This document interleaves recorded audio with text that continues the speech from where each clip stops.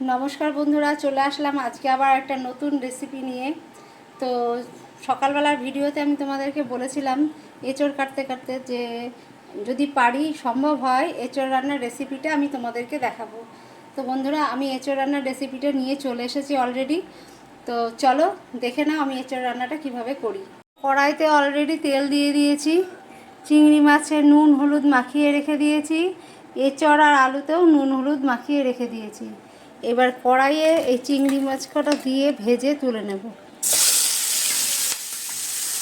চিংড়ি মাছ কটা দিয়ে দিলাম, আঁচটা কমানো আছে, এই দেখো আঁচ কমিয়ে রেখেছি। এবার চিংড়ি মাছ কটা হালকা করে ভাজবো, হালকা করে ভেজে চিংড়ি মাছ কটা তুলে রেখে দেবো।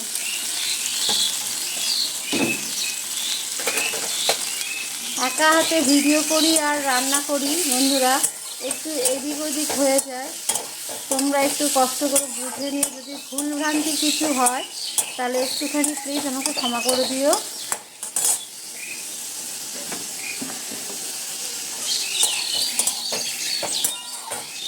চিংড়ি মাছটা খুব বেশি ভাজবো না, খুব বেশি ভাজলে কি হয় জানো তো, মাছটা না শক্ত হয়ে যায়। এবার আমি মাছটাকে আলগা আলগা ভেজে নিয়েছি। এবার মাছটা আমি তুলে নেব, এই বাটিতেই তুলে নিলাম।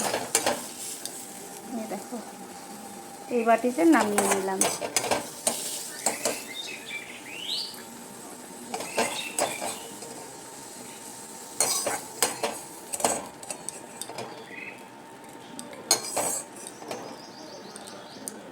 মোটামুটি সবই তুলে নিলাম। এবার এই কড়াইয়ের মধ্যে আমি তেল দিয়ে এঁচোড় আর আলুটাকে ভেজে নেব। দেখতে থাকো তোমরা বন্ধুরা। এঁচোড় আর আলু ভাজার জন্য কড়াইতে আমি সামান্য তেল দিয়ে দিলাম। খুব বেশি তেল দেবো না, কারণ আবার মশলা কষানোর সময় তেল দিতে লাগবে। তাই সামান্য তেল দিয়ে এঁচোড় আর আলুটাকে ভেজে নেব। পর্যন্ত অপেক্ষা করছিলাম, সারা কড়াইতে তেলটা লাগিয়ে দিয়েছি। দেখো তেল দিয়ে ধোয়া উঠে গেছে।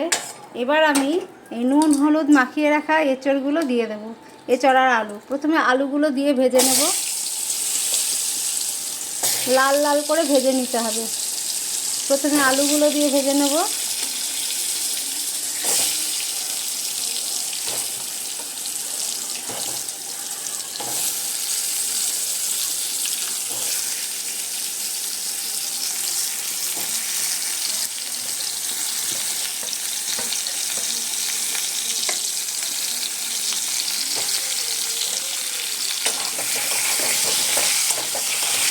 বন্ধুরা, আলুগুলোকে একটু ভালো করে লালচে করে ভেজে নিতে হবে। লালচে করে ভেজে নিলে কী হবে জানো তো, তাড়াতাড়ি সেদ্ধ হয়ে যাবে। আমি একটু ঢাকা দিয়ে দিয়ে ভেজে নেব। আর এই দেখো, এই পাশে ডাল ফুটছে, ডাল বসিয়েছি, ডাল হচ্ছে। এই দেখো ডালটা, এই ডালটা একটু ঘন হয় বন্ধুরা, 5 মিশালি ডাল, বুঝেছো তো। এর মধ্যে সব রকম ডাল মিক্সড করে আমি ডালটা করছি। ডালটা হয়েই এসেছে, আর একটুখানি জলটা শুকাবে। আর এদিকে আলু ভাজা হচ্ছে। দেখো বন্ধুরা, বাজার থেকে নিয়ে এসেছে সরপুঁটি। এই যে পুঁটি মাছ কেটে নিয়ে এসেছে, সরপুঁটি। আর এটা কী বলো তো, বান মাছ।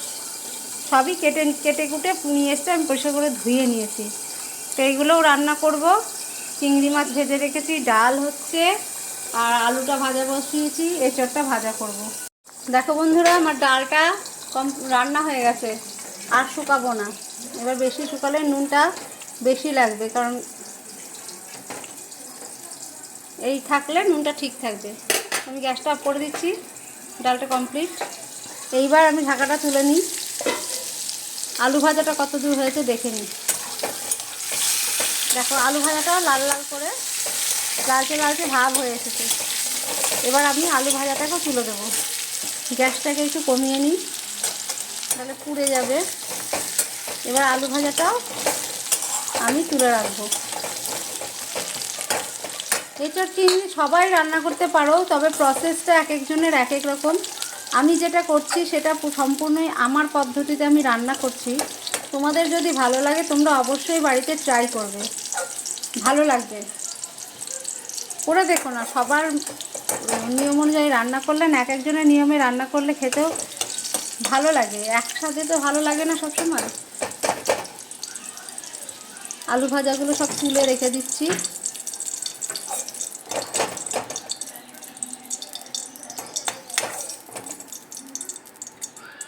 এই দেখো বন্ধুরা, কড়াইতে যতটা তেল আছে আর আমার এঁচড় যতটা আছে, তাহলে তো এই তেলে না এঁচড়টা সম্পূর্ণ ভাজা যাবে না। তাই জন্য আরেকটু তেল আমাকে কড়াইতে দিয়ে নিতে হবে। এঁচড় ভাজার জন্য আমি আরেকটু তেল দিয়ে নিলাম, আর 1 চামচ মতন। কারণ এই এঁচড় চিংড়ি রান্না করাটা না খুব স্বাদের ব্যাপার। একটু স্বাদ এদিক ওদিক হলে আর খেতে ভালো লাগবে না। তাই এঁচড়টা এমনভাবে ভাজতে হবে যাতে তেলের মধ্যেই অর্ধেকটা সেদ্ধ হয়ে যায়।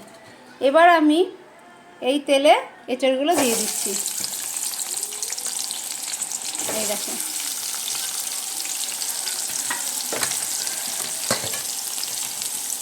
সব এঁচড়গুলো এর মধ্যে দিয়ে দেবো। আমি হাত দিয়ে দিচ্ছি, তোমরা চাইলে হাতা ব্যবহার করতে পারো, তবে আমার মনে হয় হাতেই ভালো হয়। হাতে থাকে ভালোবাসার ছোঁয়া, আর ফেসবুক মানেই ভালোবাসা। আমরা তো ভালোবাসা সবাইকেই দিই। তো আমি দিয়ে দিলাম। এবার এই এঁচড়টাকে নুন হলুদ মাখানো আছে, বুঝেছো বন্ধুরা, নুন হলুদ মাখানোই রয়েছে। আমি এই এঁচড়টাকেও খুব ভালো করে ভেজে নেব ঢাকা দিয়ে দিয়ে।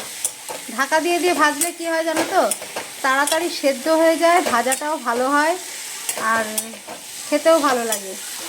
ঢাকা দিয়ে দিয়ে আমি এঁচড়টাকে ভেজে নেব। এই দেখো, ঢাকা দিয়ে দিলাম। এবার একটু পর পর খুলে খুলে দেখব হয়েছে কিনা। বন্ধুরা এবার দেখি ঢাকনাটা খুলে এঁচড় ভাজাটা কত দূর হয়েছে। আর একটু হবে বন্ধুরা, লাল লাল করে লাল লাল হয়ে যাবে, তারপর এঁচড় ভাজাটা কমপ্লিট হবে। এখনও কিচ্ছু হয়নি, একটু টাইম লাগবে এঁচড়টা ভাজতে। আমি এঁচড়টা ভেজে নিয়ে আবার তোমাদের কাছে আসছি। ভালো করে ভেজে নিয়ে রান্না করলে কি হয় বন্ধুরা, রান্নাটা খুব তাড়াতাড়ি কমপ্লিট হয়ে যায় আর খেতেও ভালো লাগে। এই এঁচড়গুলো ভাজছি কারণ কি, এগুলো না বীজ হয়ে গেছে, এগুলো আর সেদ্ধ করলে একদম গলে যাবে। আর যদি তুমি ভেজে রান্না করো নুন হলুদ দিয়ে, তাহলে এঁচড়টা নরমও হবে আর গলে একদম কাদা কাদা হবে না। কিন্তু সেদ্ধ করলে কি হবে, গলে কাদা কাদা হয়ে যাবে। আমি আবার একটু ঢাকা দিয়ে দিলাম। তা আমি এঁচড়টা সম্পূর্ণ ভেজে নিয়ে আবার তোমাদের কাছে আসছি, নাহলে ভিডিওটা অনেকটা লং হয়ে যাবে। এঁচড়টা ভেজে নিই। তো বন্ধুরা দেখো, আমার এঁচড়টা ভাজা হয়ে গেছে। দেখো আমি লাল লাল করে ভেজে নিয়েছি। একটু লালচে ভাব করে ভাজলে এঁচড়টা তাড়াতাড়ি সেদ্ধ হয়ে যায়। এখানে আলু আর চিংড়ি মাছ ভাজা রয়েছে। আর এই দেখো কড়াইতে গরম মশলা, একটা এলাচ, একটা দারচিনি, একটা তেজপাতা ফোড়ন দিয়েছি। শুকনো লঙ্কাটা আমরা খাই না বলে আমি শুকনো লঙ্কাটা দিলাম না। আর এইখানে দেখো মশলা বাটা আছে, আদা, পেঁয়াজ, কাঁচা লঙ্কা আর হচ্ছে টমেটো আমি একসাথে পেস্ট করে নিয়েছি। এবার এটাকে আমি এই কড়াইয়ের তেলে ঢেলে দেব। আমি চামচ চামচ অত ফর্মালিটি মেনটেন করে রান্না করতে পারছি না বন্ধুরা। এই দেখো দিয়ে দিলাম। আর এইটুকুনি মশলা আমি রেখে দিলাম মাছে দেব বলে। এঁচড়ে একটু মশলা বেশি লাগে, তাই আমি এটা দিয়ে দিলাম।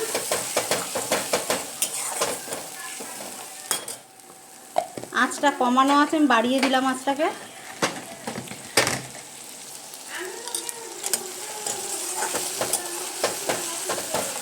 পেঁয়াজ, আদা, কাঁচা লঙ্কা, রসুন আর টমেটোর পেস্টটাকে অন্তত 2-3 মিনিট আমি একটুখানি কষিয়ে নেব। কেন বলো তো, এর একটা কাঁচা গন্ধ আছে। এই কাঁচা গন্ধটা যতক্ষণ না যাবে ততক্ষণ যদি আমি না কষিয়ে নিই, তাহলে অন্যান্য মশলা দিলে এই গন্ধটার সাথে জিরের গুঁড়ো বা মানে ধনের গুঁড়ো দিলে ভালো লাগবে না খেতে। একটুখানি কাঁচা গন্ধটা চলে গেলে আমি এটা দিয়ে নেব।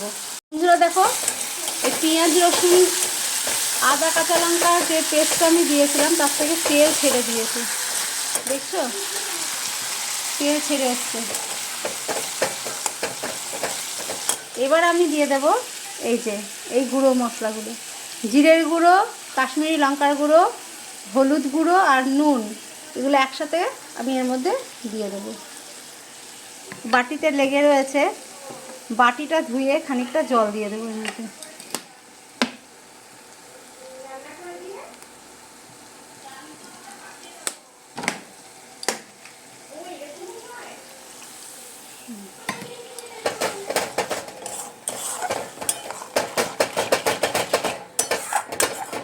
জল দিয়ে দিলাম। দেখো মশলাটা কীরকম গাঢ় হয়ে গেল, দেখেছো? এই দেখো মশলাটা কেমন গাঢ় হয়ে গেল, ফুটে উঠেছে, কালার চলে এসছে দেখো বন্ধুরা।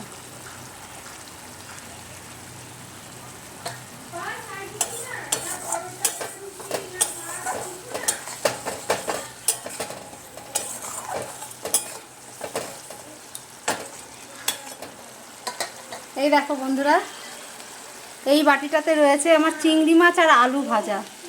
এইটাকে আগে দিয়ে দেবো মশলার মধ্যে। দিয়ে দিলাম চিংড়ি মাছ আর আলু ভাজাটাকে দিয়ে একটু 2 মিনিট একটু মশলাটাকে কষিয়ে নেব। সামান্য ওই বাটিটা ধুয়ে জল দেব।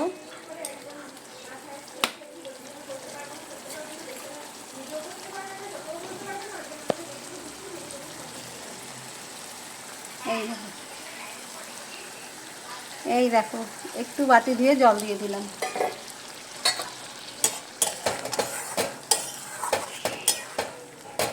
দেখো বন্ধুরা কি সুন্দর রং এসছে, দেখেছো? দেখেই তো খেতে ইচ্ছে করছে। এই দেখো কি দারুণ কালার এসছে।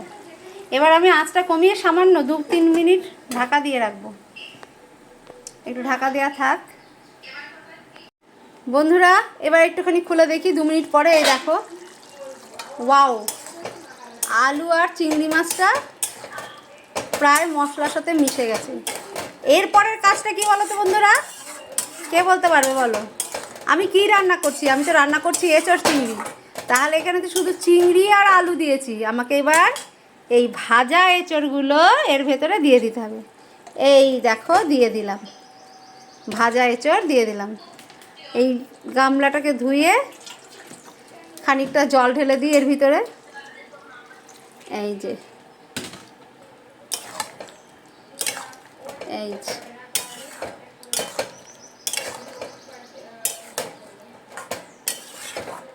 এবার মশলা দিয়ে এঁচড় দিয়ে খুব ভালো করে আঁচটা ঝিমে আঁচে করতে হবে বন্ধুরা। যত তুমি আঁচ কমিয়ে রান্না করবে দেখবে সেই আঁচের মানে সেই রান্নাটা না খুব টেস্টি হয় গো, ভীষণ টেস্টি হয়।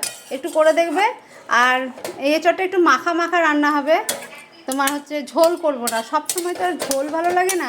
এঁচড় চিংড়ি তুমি মাখা মাখা রান্না করলে না এঁচড় চিংড়িটা খেতে ভালো লাগে। এই যে এবার এটা ঢাকা দিয়ে দেবো। একটু জল দিয়ে দিই, আর একটু জল লাগবে। মশলাটা তো আমার কষানোই হয়ে গেছে। এবার জলটা দিয়ে দিলাম, ঠিক আছে?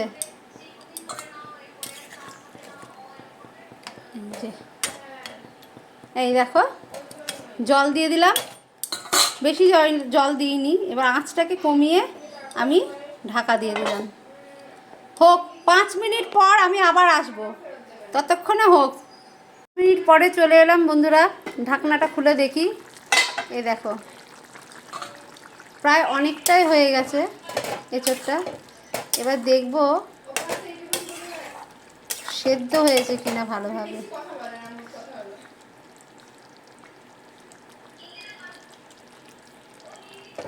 সেদ্ধ হয়েছে কিন্তু আরেকটু সেদ্ধ হবে, মানে আরও 25% সেদ্ধ হওয়া বাকি আছে। তো এটা আমি বসিয়ে রেখে দিই, হতে আরেকটু টাইম লাগবে, কারণ যেহেতু আমি এঁচড়টাকে ভেজে রান্না করছি, এটা হতে আরেকটু সময় লাগবে। বন্ধুরা তরকারিতে স্বাদ বাড়ানোর জন্য আমি সামান্য মিষ্টি দিয়ে থাকি। তো তোমরা যদি না দিতে চাও দেবে না, এটা কিন্তু অপশনাল। দিতেও পারো নাও দিতে পারো। আমি একটু চিনি দিয়ে দিলাম, কারণ তাহলে ব্যালেন্সটা, নুনের যে ব্যালেন্স একটা থাকে না, সেটা ঠিক করে দেয়। মানে একটু নুন পোড়া হলে বা একটু নুন বেশি বেশি লাগলে এই চিনিটা দিলে ঠিক হয়ে যায়। তো আমি এটাকে আবার কিছুক্ষণের জন্য ঢাকা দিয়ে রেখে দেব। যতক্ষণ না ভালোভাবে মিশবে ততক্ষণ আমি এটা আবার ঢাকা দিয়ে রেখে দেব। আঁচটা কমানোই আছে, দেখতেই পাচ্ছ। তো আঁচ কমানো থাক, এটা আপন মনে হোক। আমি অন্য কাজ সেরে ততক্ষণে আসছি। তো আমি বেশ কিছুক্ষণ পরে চলে আসলাম। এবার ঢাকনাটাকে নামিয়ে দেখি এর পরিস্থিতি কি। দেখো, তরকারিটা কিন্তু আমার পারফেক্ট রেডি, একদম রেডি হয়ে গেছে এঁচোড়ের তরকারি। একটু অল্প ঝোলই রাখবো, কারণ এঁচোড়ের তরকারি বেশি ঝোল ভালো লাগে না। তারপর আবার বিশেষ করে চিংড়ি মাছ দিয়ে এঁচোড় করলে তো আরও বেশি ঝোল ভালো লাগে না খেতে। এবার এর মধ্যে শুধু একটু গরম মশলা দেব, দিয়ে নামিয়ে দেব। এই দেখো কত সুন্দর। বন্ধুরা, এর মধ্যে এখন একটু গরম মশলার গুঁড়ো দিয়ে দিলাম।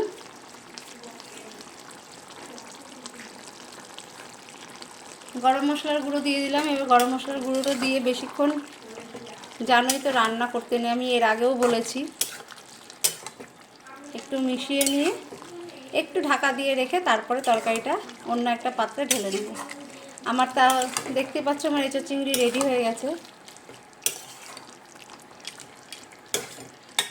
এঁচোড় চিংড়ি একদম রেডি। গ্যাসটাকে বন্ধ করে দিলাম। এবার 2 মিনিট ঢাকা দিয়ে রাখি। গরম মশলাটা দিয়েছি তো, 2 মিনিট ঢাকা দিয়ে রাখি। 2 মিনিট পরে আমি পাত্রে ঢেলে নিচ্ছি। দেখো, আমার এঁচোড় চিংড়ি কিন্তু রেডি। এই যে আমি নামিয়ে ফেলেছি। এই যে কেমন হয়েছে দেখে বলবে। আমি রেডি করে ফেলেছি এঁচোড় চিংড়ি। এবার শুধু সার্ভ করার অপেক্ষা। তো তোমরা দেখে বলো কেমন হয়েছে এঁচোড় চিংড়ি। তো বন্ধুরা, আমার এঁচোড় চিংড়ি রেডি হয়ে গেছে। এবার দুপুরও হয়ে গেছে, খেতে দিয়ে দেবো সবাইকে। দেখতে পাচ্ছ আমি স্নান সেরে আসলাম। এঁচোড় চিংড়ি বসিয়ে দিয়ে আমি একটু অন্য কাজ স্নান টানগুলো করে এসেছি। তো তোমরা সবাই ভালো থেকো। শুভ দুপুরের অনেক অনেক শুভেচ্ছা রইলো তোমাদের জন্য। ভালো ভালো কন্টেন্ট দিয়ে ভিডিও করো, আর সবাই সবার পাশে থেকে একটু ভালোবাসার হাত বাড়িয়ে এগিয়ে চলো। আমি তো সবসময় পাশে আছি সবার। আমার ছোট্ট পরিবার হলো, আমি কিন্তু সবসময় সবার পাশে আছি, সবার সাথে আছি। আর আশা করব তোমরাও আমার সাথে থাকবে, পাশে থাকবে। ভালো থেকো, সুস্থ থেকো, টাটা।